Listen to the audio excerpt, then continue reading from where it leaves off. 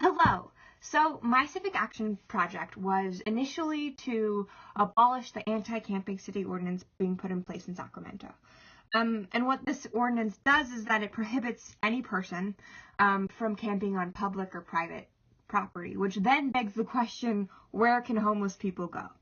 And so that is something that my whole group decided that we should focus on this. And it wasn't hard finding out about this anti-camping city ordinance because while we were formulating our plan with our civic action, Mark Maron was fighting in court against it because he claimed that it directly discriminates against the homeless.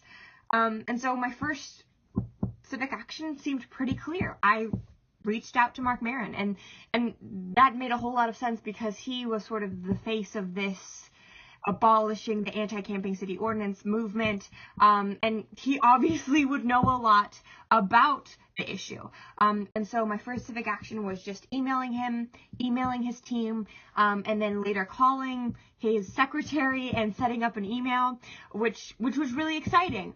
And that led me into my next civic action, which was when Caitlin and we went to Maron's office and we talked to Maron. We had questions, clarifying questions, and also questions about what opponents think and his response to those questions. But the main thing that we got from Maron's visit, from our visit to Maron, was that we had some ideas going forward for our last civic actions. Which we thought would be many. So one of the things that he was really pumped about us doing was he was like, you guys should do a sit-in or do a camp out, some sort of demonstration, and have like informational posters, talk to people, but definitely camp out. So if law enforcement comes and they won't do anything to you because you're obviously a group of non-homeless students, that proves the point that it directly discriminates against the homeless. So that was one of our ideas, and something that we wanted to do in one of our later actions. Another thing that he recommended that we also really wanted to do was, he said, go to city council, right? And talk about the issue with city council. Talk about your concerns with the anti-camping city ordinance.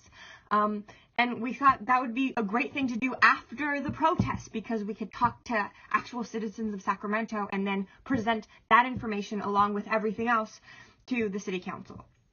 And something else that Maron talked to us about that we actually were able to execute was, he said, rally the city to declare a shelter crisis. And what a shelter crisis does is that it suspends any anti-camping city ordinance or anything that prohibits people from camping on any sort of property, except of course private property, for a temporary period of time, right? So it declares all of those things null and void so we can get as many people sheltered as possible. So then we can address and assess homelessness from there. And then coming up on our third action, we weren't really getting the ball rolling on the protest or the city council meeting, which was a big letdown in terms of the whole project. So we decided, Caitlin and let's make a video about declaring a shelter crisis. And then upon further research, we found out Sacramento doesn't even have the power to declare a shelter crisis because in the assembly bill that gives cities the power to declare shelter crisis, Sacramento is not one of the cities listed. And so our final civic action 3, was to amend this assembly bill to include Sacramento so we can then declare a shelter crisis, and our anti-camping city ordinance would be suspended for a temporary period of time. And that was our last civic action. Obviously, we weren't able to do the protest, and we weren't able to do the city council meeting, which honestly is a big letdown. We had a lot of issues. One of the issues was the fact that we didn't know that there would only be 3 actions. We thought we would be doing this protest and this city council meeting later in the year. Of course, when the weather was a little bit warmer for the protest, and then for the city council meeting after the protest. But another issue was ourselves, right? We procrastinated. We had a lot of time between the second and and third actions almost like 2 whole months, and we didn't use all of that time right, and that's kind of forced us to do something sort of easy about making the video. And then lastly, our group kind of fell apart after the first 2 actions.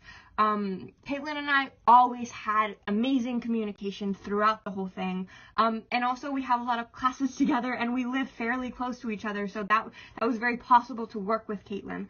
But other members of our group, I didn't know what page they were on, and I honestly still don't know what page they're on in terms of what they thought our goals were, because as we sort of adapted, instead of just focusing on anti-camping city ordinance and instead about the shelter crisis, and we were texting our group, we later found out, like the week that the third action was due, that 2 of our group members weren't even using the numbers that they had given us anymore, which was frustrating because I was like, oh, that explains why we've been hearing radio silence, right?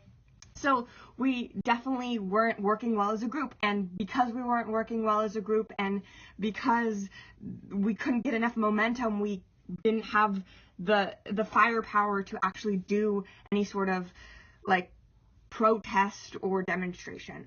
But overall, we did make the video. I know Kyrie sent it out through social media, and he sent it to a few organizations, and so did Caitlin, and I sent it to the Democratic Party, and we're still waiting to hear back from those people, and we were going to sort of assess where we were after that. We haven't been hearing a lot, but that doesn't mean the issue's dead at all, because obviously there's still Mark Maron, he's still fighting, and he's taking the issue to federal court. So it's going to be interesting to see what happens to the issue, but as of now, our group together will not be doing anything to abolish the anti-camping city ordinance, but it's still an issue, and hopefully to the people that we did send the video out, it did bring some awareness, it did create some discussion, and if they do miraculously after a month contact us, we'll be ready. We'll see what we can do from there. Thank you.